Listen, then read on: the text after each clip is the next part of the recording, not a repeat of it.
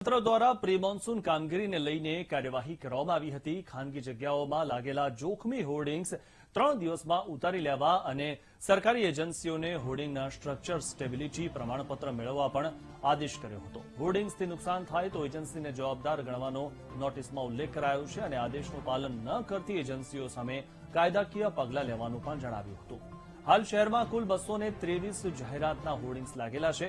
નગરપાલિકાની જગ્યામાં 43 અને ખાનગી માલિકીની જગ્યાઓમાં 180 હોર્ડિંગ્સ લગાવવામાં આવેલા છે।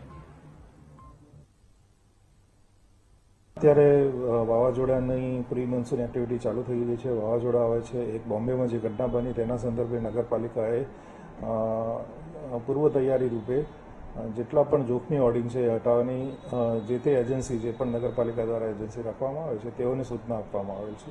આ સિવાય ઘણા બધા હોર્ડિંગ આરએનબી હસ્તકના વિવિધ એજન્સીઓના છે, જેમાં આજે આરએનબીને જાણ કરી અને તેમની લાગુ પડતી એજન્સીને પણ આ સૂચના અપાઈ જવા વિનંતી કરેલ છે।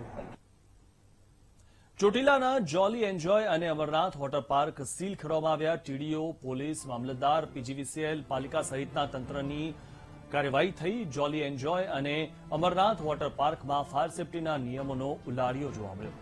રાજકોટના અગ્નિકાંડ બાદ ફાયર સેફટી બાબતે તંત્રને જાણ થઈ અને ચોટીલાના વહીવટીતંત્રએ વોટર પાર્કમાં તપાસ હાથ ધરી છે। તંત્રની તપાસથી હોસ્પિટલ, શાળા સહિત મોલના સંચાલકોમાં હવે ફફડાટ વ્યાપ્યો છે।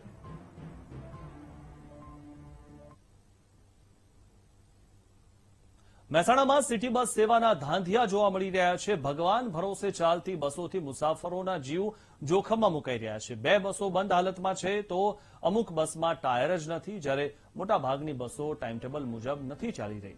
બસોમાં જીપીએસ, ડિસ્પ્લે બોર્ડ સહિતના ઉપકરણો બંધ હાલતમાં જોવા મળ્યા તો હાલમાં જ એક બસમાં શોર્ટ સર્કિટથી આગ લાગી હતી।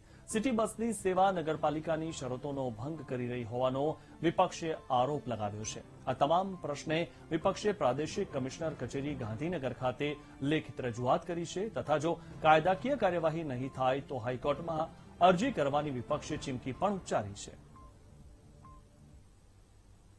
સિટી બસનું જે પણ સેવાઓ છે એમાં અનિયમિતતાની ફરિયાદો આવેલ છે। જે પણ ફરિયાદો આવે તેમાં ટેન્ડરની શરત મુજબ એમની પેનલ્ટી કરવાની જોગવાઈ છે।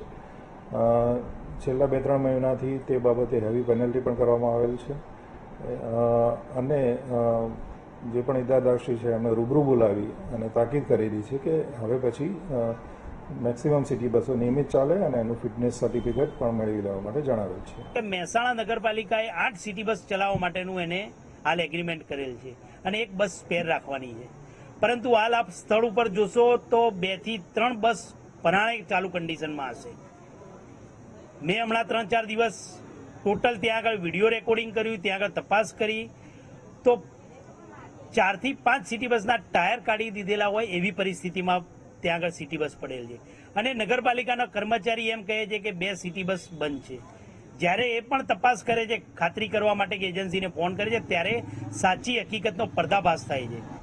આ બાબતે ઊંડાણપૂર્વક તપાસ કરવા મેં પ્રાદેશિક કમિશનરમાં, માનનીય મુખ્યમંત્રીશ્રીના, માનનીય વિપક્ષ નેતા અમિતભાઈ ચાવડાના, વાહન વ્યવહાર મંત્રાલયમાં તેમજ મહેસાણા આરટીઓમાં લેખિત રજૂઆત કરેલ છે કે આ બાબતે તપાસ થવી જોઈએ। તો જે રીતે સિટી બસની સેવા હોવી જોઈએ, સિટી બસ સેવાથી લોકો વંચિત છે।